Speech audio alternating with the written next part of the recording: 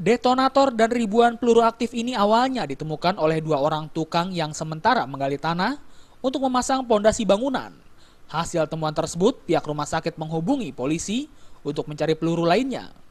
Tim Gegana Brimopolda Kalsel yang tiba di lokasi penemuan langsung melakukan penyisiran pada Rabu siang hingga sore. Diawali di lokasi awal ditemukan detonator dan ribuan peluru tersebut. Hasil penyisiran yang dilakukan ditemukan lagi 194 peluru kaliber 7,62 mm untuk senjata laras panjang buatan Rusia AK-47, serta 5 butir peluru aktif kaliber 9 mm untuk pistol FN. Itu dalam kotak atau Enggak, berhamburan gitu, Pak? enggak terkumpul, tapi atasnya ada cornya itu, dilapis cor, atasnya ditutup cor. Oh, kayak ada bunker gitu, Pak ya? Nah, ada tutup cor. Berapa banyak, Pak? Ya ribuan lah. Kalau Yang, awal yang semalam yang aktif saya hitung itu 198.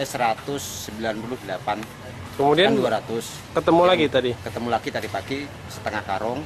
Sampai jam 10, jam 8 sampai jam 10 saya kerja dapat setengah karung, terus jam 10 sampai jam 12 dapat setengah karung lagi.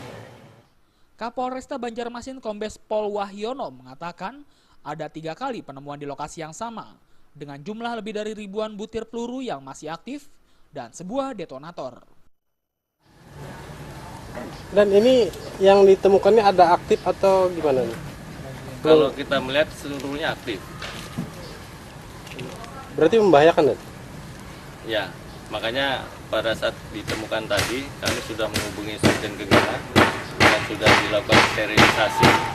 Ditemukan itu tadi, terakhir adalah kita menemukan 1 buah detonator dan beberapa ratus butir peluru. Untuk kepentingan lebih lanjut, ribuan peluru itu diamankan di Mapolresta Banjarmasin dan rencananya akan diserahkan ke tim Gegana Brimopolda Kalsel. Sedangkan lokasi temuan tersebut dipasangi garis polisi.